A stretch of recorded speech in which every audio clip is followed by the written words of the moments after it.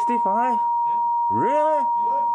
I got 64 the time before. Wait, wow. I would assume this is like 52. I don't think it's 52. I've never thought this is 65. Here, I'll hold yours and take one with your camera if you want, but No, I got a custom already, let's see so. what this does here. Okay. Let's see where this takes me. Wow, interesting. I mean, standing here, speaking, you can hear yourself. Yeah, you're on the PA. Yeah. You might as well do your own brief. Don't know about that. It's a light exam.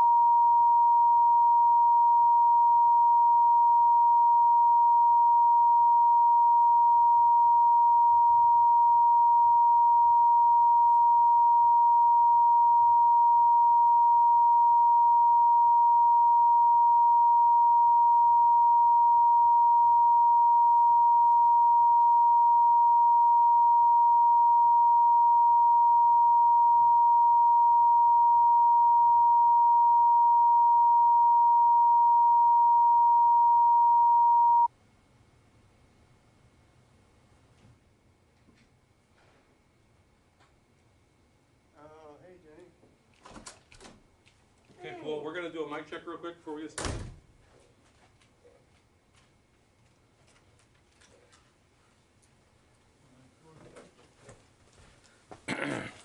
Audio check 1, 2. This is the Pentagon briefing room. We're doing a mic check for the pool camera. Check 1, 2, 3, 4, 5, 6, 7, 8, 9, 10. You good? All right, we got about 8 minutes.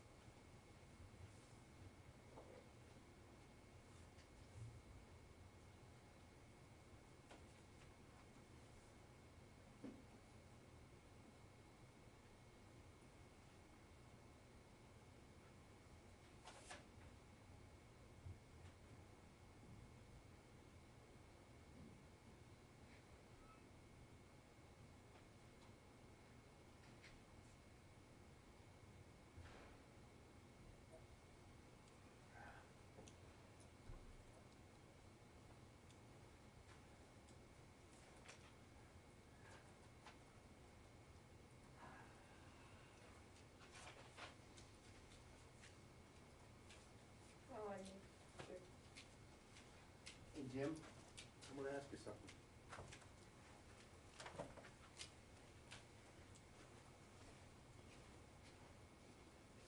I wanna put some advice. When I came in, well, those two seats were not mine. Yeah, okay. I mean, I know the wires off the system. Okay. I just wanted. Yeah, no, it didn't. As long as anything. No, there was nothing there. Gold. Okay. Another one back there, you know. Yeah, okay, I mean, Also, yeah. I mean, I just wanted to check with you. Yeah, again. no, I'm hoping for the call or, you know. Well, I mean, Yeah, I know, I'm- because I'm some of them equal can have, reporters. some folks can get a little bit of an ask. You know, Right. they're, Okay. if it's And not now marked, yours? if it wasn't marked, it's golden, it's yours. Okay. Very good. Yeah. I would prefer, you know, in the second row, but, you know, Yeah. it's open, it's open. Yeah, you take what you can get. That's right. So, I heard. did your. Yeah. I got one. Yeah, yeah. And you sit there. Yeah. Every morning. It's a little bit of a problem for me sometimes because I do my Right. broadcast. Right. But hey, it is, like you said, it is what it is. I'm not And complaining. if it, and, we'll see. I thought that, you know, I listened to the audio and that was pretty helpful. Yeah, no kidding. You know, I mean, it's nice to, You know, but the thing I like about the gaggles, and that was natural, real gaggle, because there was a give and take. Mhm. Like, I don't know what the hell you're saying there, you know? No, you do. Yes, I know. You're not saying what I think you're saying, you know? yeah, that one didn't clear it out. Yeah. I was, you know, you listen to it, the whole 80% thing. Yeah. They were talking past each other. Mm-hmm. Yeah. So that was, you know, that's what I like about gaggles, though. You can get it straightened out right there. You know, his point being, you know, he'd love to have a gaggle. Yeah. What was her name? Dana White, remember, she used to have them. I mean, they weren't the same. Yeah, but- yeah, actually, the one who started it was, Brian Whitman. Was it Whitman? Yeah. Really? Yeah, but it goes back that far. Whitman did it. No, it was the Colonel, what was his name? He did it. Gary Keck. Oh, No. Warren, Steve Warren Yeah, used they to do do it it. out there. Yeah. And Jeff Davis Yeah, did it. yeah. Yeah, Whitman was the one who started that. And then Dave LePan did them. Yeah. And, huh? He'd always finally retired. Really? He just retired last year. Wow. I thought for some reason he retired a while ago. Yeah, no, they had him, working at the National Defense, or, no, at the Mark Center. Hmm. Mm-hmm. And he did that, that report about flight fatalities. Mm-hmm. And, I can't think of the guy who was with him, but, yeah, he was the one who did that. Good report, great report, really. Yeah. Interesting guy. Yeah. Yeah. There's a photo taken on a flight of I was on the plane with Tom Shanker, and I don't think you're on the trip. And meaning Ronnie was being asked a question by someone. I was standing with the table there, Shanker, but it wasn't, someone else must have been like, off camera asking him. You know, Ronnie would have that. Yeah. Women didn't like the crazy. He's terrible, like, this question I don't want to hear.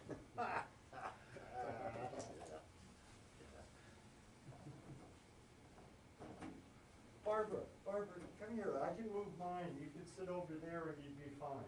You want to do that? You wanna trade with me? Sure. I can do whatever you want, you know.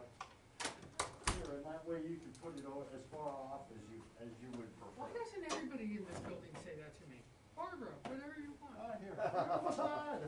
Because they haven't known you as long as I have, and I know better than Yes. Thank you, this is most kind. Oh my God. Pleasure, Karen. Rearranging the furniture. So I'm still at the back?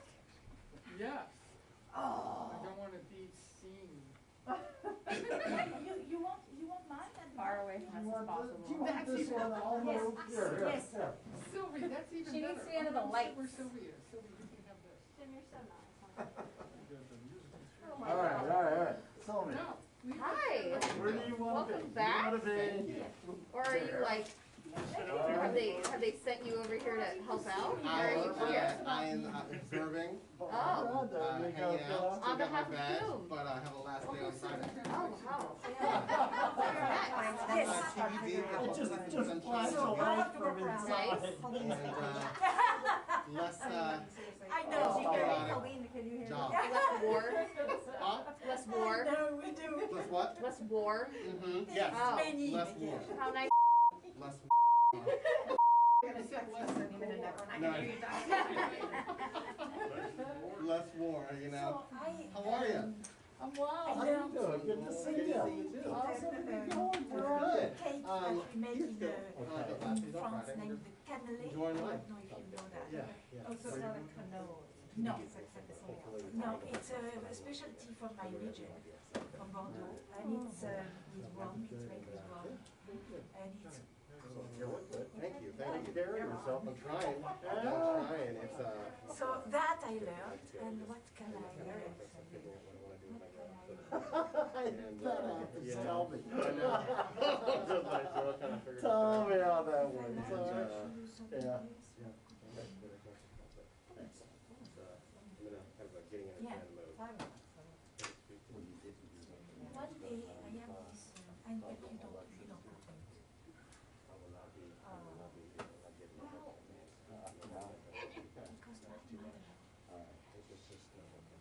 Because my mother, Hey, how you doing today? Yeah, what's that? Are you gonna go consult for lots of I've done money? that, I've done that, and I don't like that. Oh, that's good. I know, I don't really like that.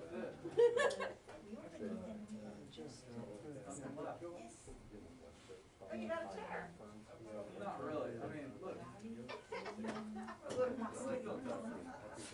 I'll be here for Down here. All right, thanks. Oh, yeah. Slowly, and you cover it. Takes this taste of these herbs, and it's very moist. So is everybody happy Yeah. with where they're sitting? I don't know, Should I, can I move your chair? So they canceled. Runs over his computer. I saw yours last time. they are going to cancel? Oh, yes, right? Yeah, we. Second time. Because you're Yeah. brighter. Because we were due to do this. Yeah. Well, at the same time, I was just talking about it. No. I mean, we don't bring it right now, but. Clients, I mean, clients. Well, I won't get it. Yeah. Then I see the photos everywhere.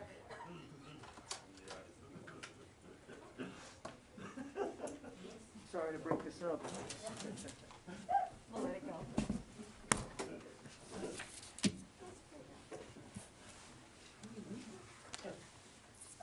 We good?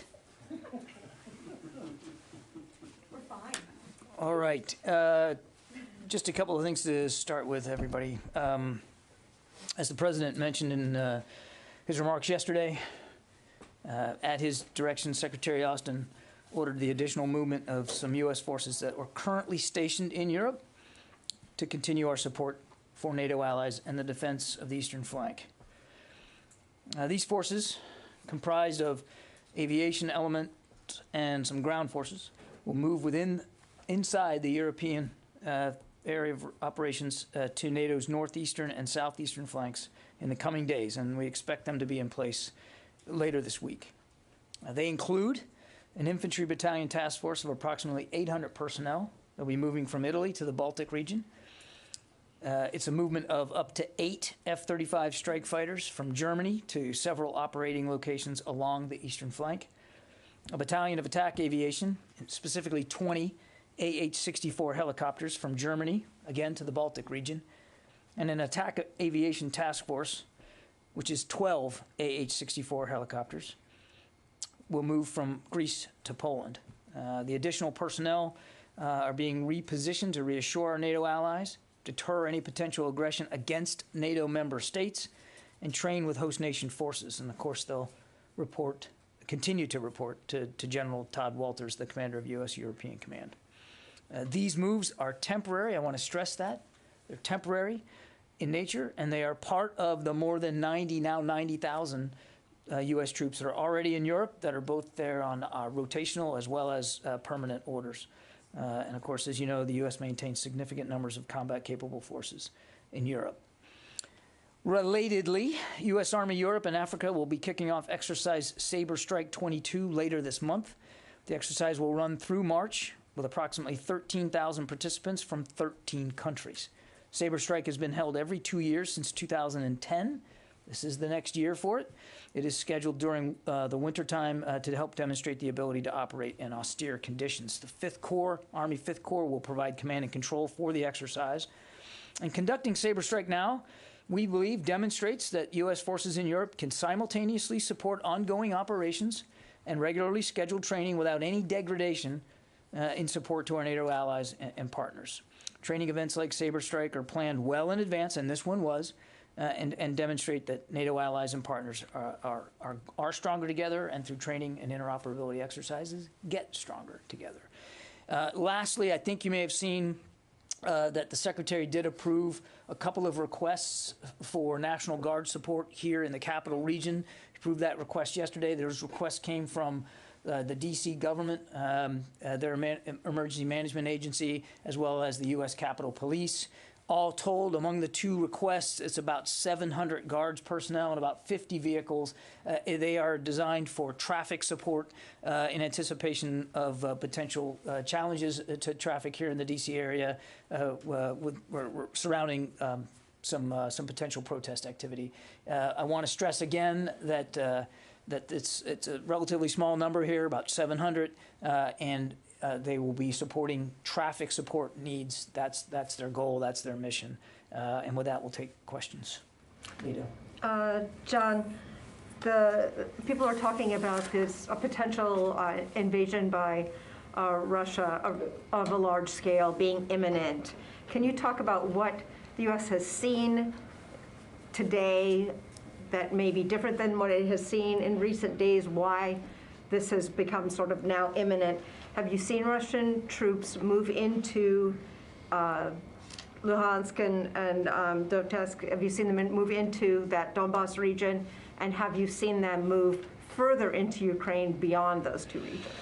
Okay, lot there. On the Donetsk and Luhansk, as you've heard administration officials say before, we do believe that marks the beginning of an invasion. We certainly believe that additional Russian military forces are moving into that region, not beyond that region that we have seen, but we can't confirm with any great specificity the numbers and what the formations are, what the capabilities are, but we certainly believe that that's happening. As for your larger question, Lita, without speaking to specific timing, because only Mr. Putin knows what the timing is here, what I would tell you is that we continue to see him form his capabilities in such a way that leads us to believe that we are potentially close to some sort of action. Again, what that action is going to be and exactly on what timeline, we can't be sure. But what we see is that Russian forces continue to assemble closer to the border and put themselves in an advanced stage of readiness to act, to conduct military action in Ukraine, again, at virtually any time now. We believe that that they are ready. I'll just leave it at that. They're ready. Jen. John, there are reports of a chemical plant in Crimea that's been evacuated. This is the kind of location that was described to us by Secretary Blinken as a possible staged provocation. Are you seeing reports of any sort of preparations either for an attack on a chemical plant, or what are you seeing? I don't have any specifics on that claim, but it is of a piece of the kinds of ridiculous claims that we have seen the Russians make in recent days of alleged provocations or assaults and attacks unprovoked on their people.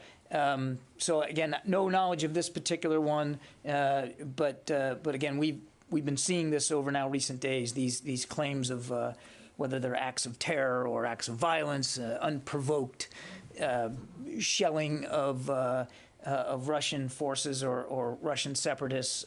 All again, that is of a piece of the playbook that we have seen the Russians use time and time again. I have no specific knowledge about this particular report, but again, it fits perfectly into the Russian disinformation playbook. Did the U.S. government help protect the Ukrainian government from this denial of service attack, the cyber attack? Did you help them with preparations for how to to get back online quickly after such an attack? So first, I don't think we're in a position to attribute these cyber disruptions that you're talking about. I assume you're talking about the various websites, the government websites that were taken offline. What I would just tell you, broadly speaking, Jen, is that we have provided some cyber resilience training and assistance to the Ukrainians, and I won't go beyond that in terms of these specific attacks. Again, not in a position right now to attribute them to any one entity. I would just say that, again, this is of a piece of a Russian playbook, which is to disrupt in cyberspace. Let's see, anybody else? Janie. Thank you, John. I have two questions on the Ukraine and in linkage with Korea. And if Russia uses nuclear weapons to invade Ukraine, what will the U.S. do? Secondly, if Russia were to use nuclear weapons in this invasion, what would be the impact on the Korean Peninsula? Because there is a fear that North Korea will copy this. Any comment? Yeah, I'm going to avoid speculating here and getting into hypotheticals, particularly about the potential use of nuclear weapons, Jenny. What we've said all along, two things. One, Mr. Putin has a lot of capability at his disposal right now. As I've said earlier, they are ready to go. And number two, if he decides to conduct a full-scale invasion here, again,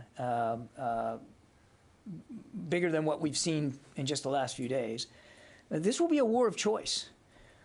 That he'll be doing so with diplomacy and options still left on the table. And it won't be bloodless.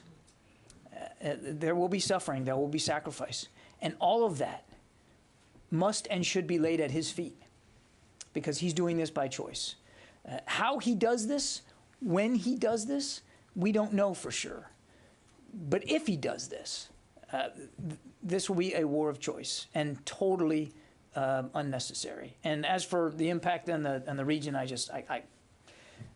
couldn't begin to speculate. Nothing's changed, obviously, about our commitment to our South Korean allies, and we noted that the South Koreans also came out publicly yesterday with a statement of support for Ukraine. That was certainly noticed by the whole international community.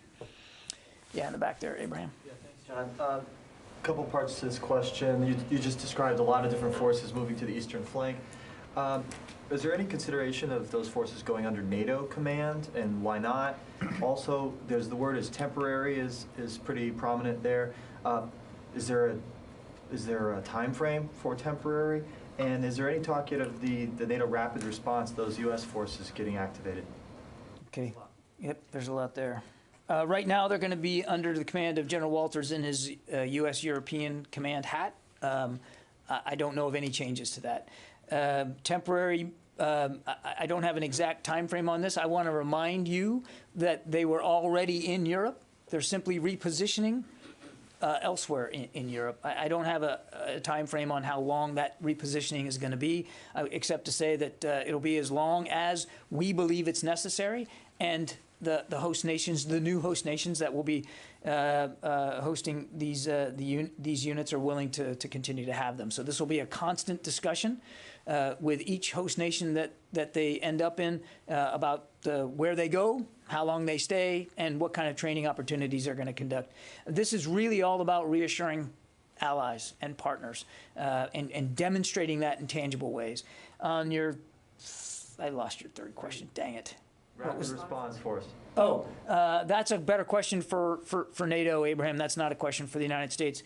That'll be up to the NAC to decide, North Atlantic Council to decide, not just the United States unilaterally, of course.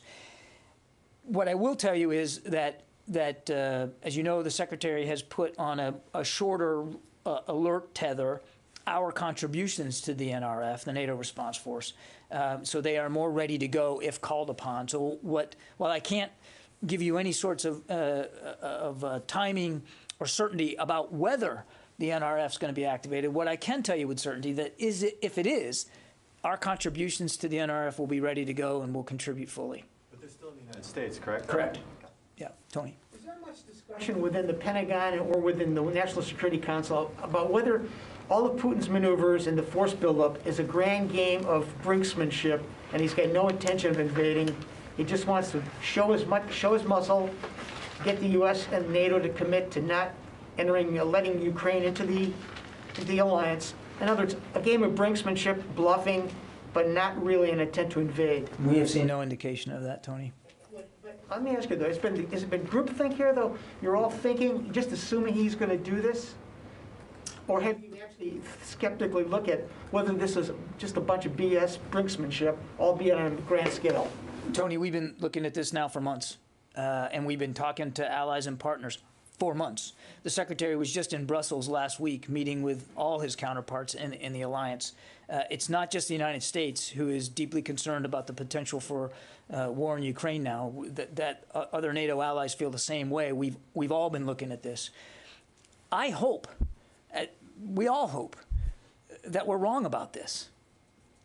But every indication we have is that he is poised to attack Ukraine again, and this time with what could be significant military force. I mean, we are talking about more than 150,000 troops that he has arrayed against that border. As I said earlier, we believe that they are now at a state of readiness where they could attack at any time. That's what we're seeing, and that's what we've been saying. We've been talking about this very openly now for weeks. We've seen, sadly and unfortunately, no indication that he's willing to de-escalate, move those troops back home, and actually get to some sort of serious diplomatic solution. Every indication, rather, that we see is quite the opposite. Can I ask you a China-related question? Is there any indication that President Xi has given his tacit or explicit approval to Putin for an invasion? You recall there was speculation that an invasion wouldn't happen until the Olympics were over. The Olympics are over now. Any indication that China has given its wink and nod? Well, I mean, I would point you back to the February 4th statement that she and Putin put out, which certainly we took as tacit approval for what Mr. Putin is doing. You could point also to concerning comments by the Chinese Foreign Ministry yesterday that made it clear that they weren't going to support any what they called unlawful unilateral sanctions against Russia, and then blame the United States for contributing security assistance to Ukraine, somehow blaming us for this issue. No mention whatsoever in their statement about the 150,000 plus soldiers and the threats that Mr. Putin has been lobbying against Ukraine now for many weeks, including just yesterday. We wonder, can it really be the Chinese policy now to support separatist movements over the sovereignty of nation states? That's an interesting twist, isn't it? Sylvie. Thank you, John. Is there any? I would like to go back to the movements of U.S. troops to the Baltic states and to the eastern flank.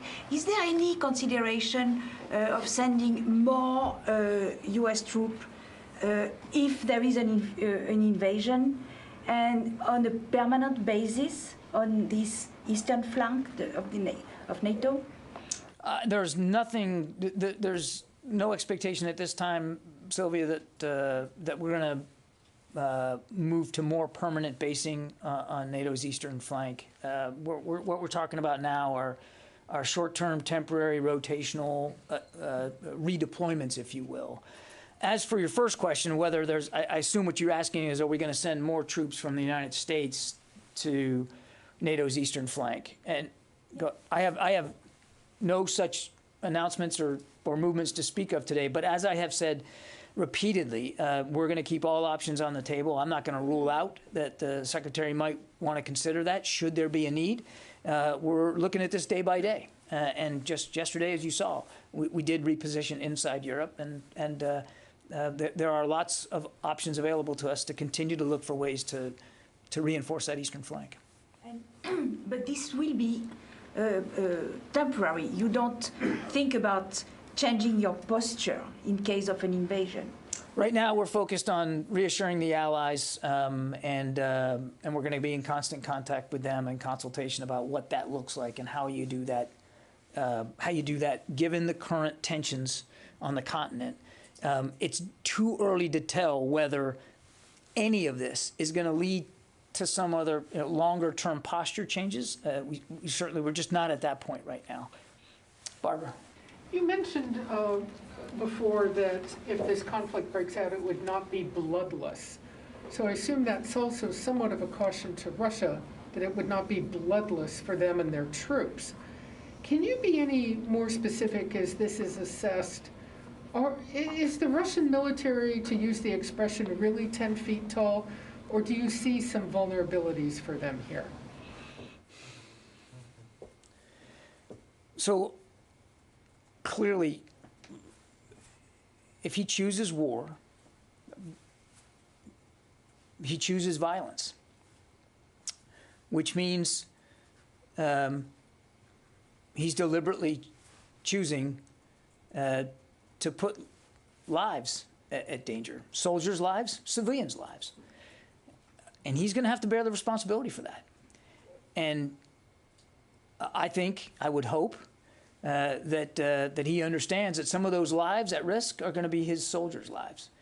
And he's going to have to answer to Russian moms and dads about their soldiers that aren't making it back home alive or making it back with injuries.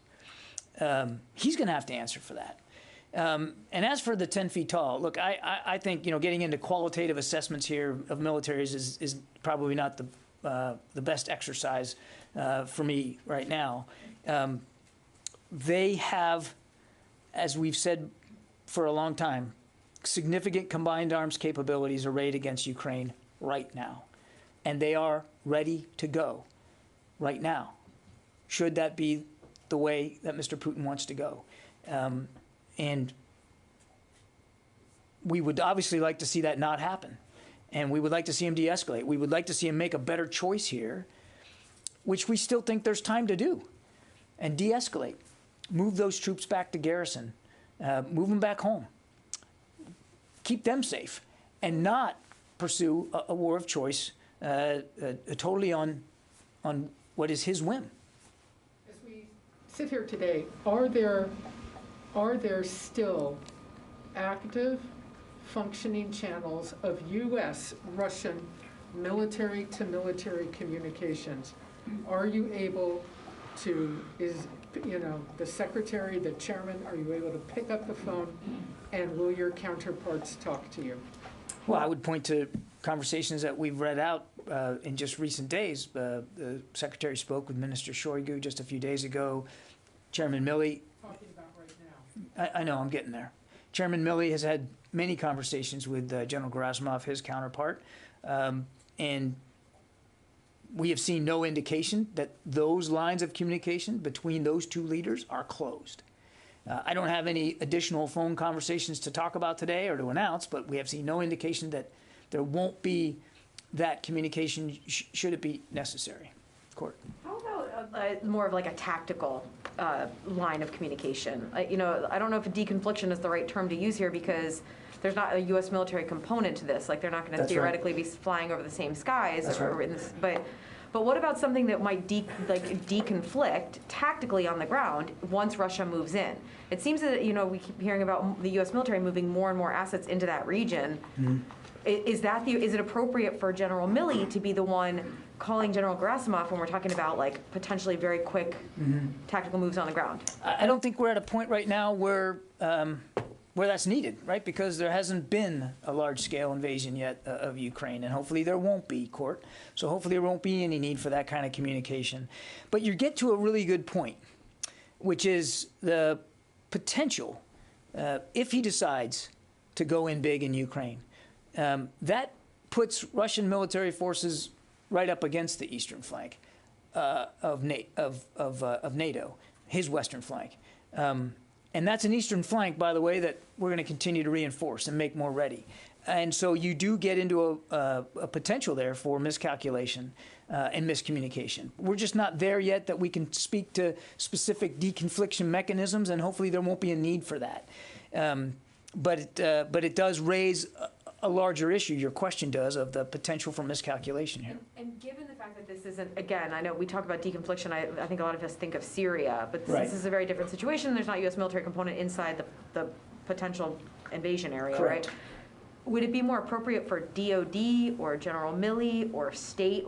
What would that mechanism, who would be the one who would be responsible for establishing that mechanism? Yeah, again, we're not at that point right now, Courtney, so it's difficult to answer that question, and I'm not dodging it. It's just we aren't at that point right now. I mean, so I'd rather not speculate about who would be in communications with whom. Again, as my answer to Barb, there's no indication that we've gotten that there still isn't the ability at the strategic level for leaders to talk. Jim. John, you talked about to build on Sylvie's question, you talked about the F-35s and I guess 32 Apaches. Well, it's not just an aircraft and a pilot. How many people are associated with those moves? All told, if you added up, the infantry battalion that we talked about, that's about 800, and then there's about another 200 crew, pilots, maintenance that would go with those aircraft elements that we talked about. So all told, the president's announcement yesterday equates to about 1,000 people. Again, I want to stress two things. They're being repositioned inside Europe. They're not coming from the States. And two, these are temporary moves. And if I could just build on Courtney's question, doesn't General Walters in his NATO hat, can't he speak to Gerasimov? I would suspect yes, as SACEUR, he certainly could. I know of no reason why he wouldn't be able to do that. General Gerasimov is the chief of defense, so he is more appropriately General Milley's counterpart. But I can't imagine that there would be a reason why, if General Walters wanted to speak to him, that he couldn't in his NATO hat. Yeah. John, based on, given the fact that Russians have brought a variety of capabilities to the area, including cruise missiles, ballistic missiles, do you still think that the arms provided by the United States would help Ukrainians to defend themselves against all these capabilities? Because we are providing, again, lethal and non-lethal assistance to Ukraine. They've expressed their gratitude for that assistance. I would remind you that, well, a couple of things, $650 million just this year alone, and we're still in discussions with them about what kind of support they might need going forward. And we're in constant consultation with them about their needs and what we can provide. It's not just us. That's my second point. Other nations are as well stepping up to provide both lethal and non-lethal assistance to Ukraine. Let me go to the phones here. I haven't done that yet. Let's see. Mike Brest, Washington Examiner. Thanks for taking my question, Mr. Kirby. A little bit out of left field, but the 90-day period that General Michael Garrett had to look into the Syria strike from 2019 expires this weekend. Would you details or take the question? You know what? You broke up there, Mike. Can you just repeat the last part of your question? Yeah, so the 90-day period for his investigation into the 2019 Syria strike expires this weekend. Could you provide any update or take the question? I know that he's wrapping that up, Mike. I don't have a specific timeline of when that's going to be turned in and reviewed. I will take the question and we'll see if we can't get you a better answer. Tom. Hi, John. Good afternoon. I have two questions, one on Ukraine and one on the Guard deployment. Which would you like first? You can decide, Tom. The Guard deployment is the easier one, perhaps. There's been reports and complaints and concerns by the District of Columbia government and Capitol Police. They don't have the ability to remove trucks, tow trucks, in other words, to remove any trucks that impede traffic situations. Is there any Defense Department assets that could be made available to help them in this situation? You know, I don't really know, Tom. I mean, the request that we got was for some personnel and 50 vehicles to help with traffic flow. There's been no request of the department for tow truck capability, and frankly, I'm not sure that we have a lot of that, to be honest with you. That's what I was saying. I actually don't know how many tow trucks we own, but I don't think it's very many. So, again, we're focused on meeting the requirements that they laid forth for help. Again, it was roughly 700 guardsmen and 50 vehicles. What's your second question? On Ukraine, you've talked a lot, and others have talked about what the Russians are doing is out of their playbook. In other words, everything they're doing is sort of doing their playbook. Yeah. Yet the massive development of the forces on the border, the type of overall attack that's being projected possibly for Ukraine, that's not the blunderbuss approach they usually have taken if you look at Georgia and the Crimea and other areas. What playbook are they emulating for this possible attack on Ukraine? When we talk about the playbook, as you will, we're talking about the preparatory moves that we have seen them do in the past, and 2014 is a great example of that. And when we look at the kinds of pretextual things they were doing, it seems to me like they haven't updated their playbook in a long time, because it's the same kind of stuff. It's claiming that they're the victims, creating false events, or even not even creating events, but simply claiming that things happened that never did, to paint themselves as the victims. As if Ukraine, which has never attacked anybody, is all of a sudden going to spuriously attack Russia and threaten their national security when there's 150,000 plus troops along the border. I mean, it is ridiculous. But that is exactly the kind of plays we've seen them run, the preparatory plays. Now, to your point, and it's a fair one, what we've seen them array against that along the border, more than 150,000 troops and significant, as I said, combined arms capabilities, that is something we haven't seen them do before. Where do you think they've gotten that tactic from, that strategy from, since they've never employed it in their past adventurisms? That is a great question for Vladimir Putin. I mean, I'm not trying to dodge the question, but Russian accent.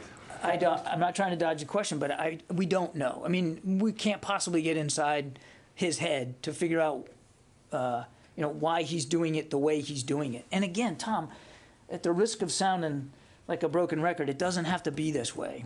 He can make another choice. Of all the options he has available to him, The one he still has is diplomacy, if he chooses. And we just haven't seen an indication to do that. Mike? Hey, John, two questions. First off, any idea whether or not Russia's also used the Wagner Group mercenaries as part of this invasion force, or is it strictly sort of mainline Russian army troops? I have not seen any indications of that. I can't. Anything like that. I haven't seen indications of the Wagner Group being used, but again, that's really that might be a level of detail we don't have. Okay. Also, to go back a little bit in history, the Soviet Union conquered Hungary in '56, rolled through Czechoslovakia in '68. The U.S. complained and made a lot of noise, but nothing really happened. How will this turn out different from what's already happened in the past with their former satellite countries? I was a history major at the University of South Florida, but I don't know that I can answer that one. Well, let me just put it this way. What we hope happens is that he de-escalates, and this war of choice doesn't occur. It's difficult if he chooses to go ahead, and again, every indication is that he will. It's the one thing any student of war will tell you is it's unpredictable once it starts. You know, it's the old adage, I think it was Eisenhower, right? No plan survives first contact. It's difficult to know where this will go. What we believe is that it will involve significant casualties and destruction, and that it will only cause instability on the European continent, rather than the stability that I think most of the world and certainly the West wants to see. Where it goes beyond that, I just don't know, Mike, because we don't know really what he has in mind here. I mean, he's pretty much, in terms of military action, that's what I mean. If you look at his speech, he was pretty clear, wasn't he, about the disdain he has for Ukrainian sovereignty, and the false claim that Russia created Ukraine. I mean, it's pretty obvious that, as the Ukrainian foreign minister said just when he was here, that Putin wants to erase Ukraine as a nation state. What that ends up looking like long term is difficult to know. And again, at the risk of sounding like I'm dodging, and I'm not, I truly don't know the answer to your question. It's a good one, and I don't know anybody can know that. But it doesn't have to be that way. It just doesn't have to be that way. He can choose a different path here, which is still open to him, and that's what I think all of us would like to see him do. I get time for a couple more. Yeah, go ahead. A country is invading another country just because that country wants to be part of an alliance that the United States is leading, like NATO. Isn't that an indirect threat to NATO and the United States national security at the same time? Well, predominantly, it's a threat to the Ukrainian people. And I think, again, if you go back and look at his speech, certainly he's groused about potential NATO membership for Ukraine, no doubt about it. But he laid out an even more sweeping alternative reality in his speech, that it isn't just about whether or not NATO, Ukraine joins NATO. As for whether it further threatens NATO, I think that remains to be seen. Clearly, we are making it very obvious that we take our obligations to NATO seriously. That's why we're sending these additional forces. That's why we're bolstering our allies. That's why Secretary Austin was in Europe just last week to deliver that message, so that Mr. Putin knows, and quite frankly, our allies know too, what President Biden said: we will defend every inch of NATO territory. Again, we don't want to see it come to that. But if it does come to that, the United States will be ready. Okay. You are really saying that the open door policy, you are stick to the open door policy of NATO. It is up to the alliance and the nation state in question to determine future membership. It is not something that Mr. Putin gets to veto, period. Okay, thanks everybody.